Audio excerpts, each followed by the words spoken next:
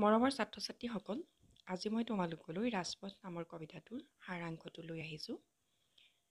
সাৰাংশটো চোৱাৰ আগতে তোমালোকক প্ৰগতিবাদী বা প্ৰগতিশীল কবিতা বুলি কোনবোৰ কবিতাক কোৱা হয় তাকে অকণমান কৈ লৈছোঁ যে বিশেষকৈ দ্বিতীয় মহাযুদ্ধৰ পিছত এই শ্ৰেণীৰ কবিতাই আমাৰ অসমীয়া সাহিত্যত মূৰ দাঙি উঠিছিল। ইয়াৰ উৎকৃষ্ট উদাহৰণ ভৱানন্দ দত্তৰ ৰাজপথ, কবি অমূল্য বৰুৱাৰ কুকুৰ, ধীৰেন্দ্ৰ চন্দ্ৰ দত্তৰ কাঠমিস্ত্ৰীৰ ঘৰ এইবিলাক কবিতা।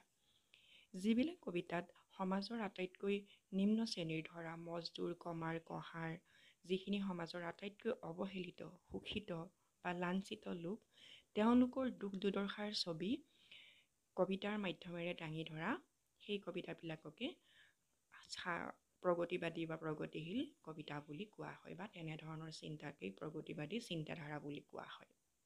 এতিয়া আমি যাওঁ ৰাজপথ কবিতাটোৰ সাৰাংশটোলৈ বা মূল ভাৱটোলৈ। ৰাজপথ নামৰ কবিতাটি কবি ভৱানন্দ দত্তই দ্বিতীয় মহাযুদ্ধৰ পিছৰ সময়ৰ অৰ্থাৎ পৰৱৰ্তী সময়ৰ সমাজৰ নিঃস্ব, অৱহেলিত বা শোষিত নিষ্পেষিতসকলৰ দুখ দুৰ্দশাৰ ছবি অতি বাস্তৱবাদী দৃষ্টিভংগীৰে অংকন কৰিছে। এটি ৰাজপথক কেন্দ্ৰ কৰি কবিয়ে আধুনিক সভ্যতাই সৃষ্টি কৰা সমাজৰ মূল্যবোধৰ অৱক্ষয়ৰ ৰূপ অতি নগ্ন ৰূপত প্ৰকাশ কৰিছে। ৰাজপথৰ উদাৰ বুকুৰ ওপৰেদি জীৱনক গতি দিয়া ট্ৰাম, বাছ, টেক্সি, ৰিক্সা আদিবোৰ চলি থাকে। ইয়াৰ লগতে ৰাতিৰ অন্ধকাৰত ৰাজপথৰ নিৰ্জনতাৰ বা প্ৰশান্ততাৰ সুবিধা লৈ এচামে উদ্ভান প্ৰেমৰ গোপন অভিসাৰো চলায়। এই ৰাজপথৰে কোনোবাখিনিত আকৌ গোটেই দিনটো পৰিশ্ৰম কৰি অফিচৰ পৰা ঘূৰি অহা শ্ৰমক্লান্ত কেৰাণীসকলেও ভাগৰ গুচাবলৈ বজাৰৰ আমোদ লয়। ৰাজপথৰ নিৰ্জনতাৰ সুবিধা লৈ ৰাতিৰ অন্ধকাৰত ভদ্ৰতাৰ মুখা পিন্ধা জীৱিকা সন্ধানী ভদ্ৰ নাৰীয়ে বিচৰণ কৰে। ৰাজপথৰ দুয়ো দাঁতিত থিয় হৈ থকা শাৰী শাৰী দালানবোৰে ধনতান্ত্ৰিক সমাজৰ বিলাসিতাপূৰ্ণ জীৱনৰ ছবি দাঙি ধৰিছে।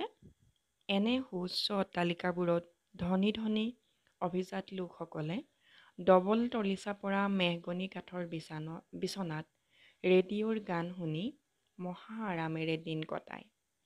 আনফালেদি সেই অট্টালিকাবোৰৰ তলতেই দিনৰ দিনটো ভিক্ষা কৰিও এমুঠি খাবলৈ নোপোৱা নিঃস্ব নিষ্পেষিতসকলে শূন্য ভিক্ষাপাত্ৰ লৈ অনাহাৰে অনিদ্ৰাৰে পৰি ৰয়। গৃহহীন এই লোকসকলৰ যেন জীয়াই থকাৰো অধিকাৰ নাই। সকলোৱে তেওঁলোকক লেই চেই চেই কৰে। এই বঞ্চিতসকলৰ শেষ আশ্ৰয় সেয়েহে ৰাজপথেই।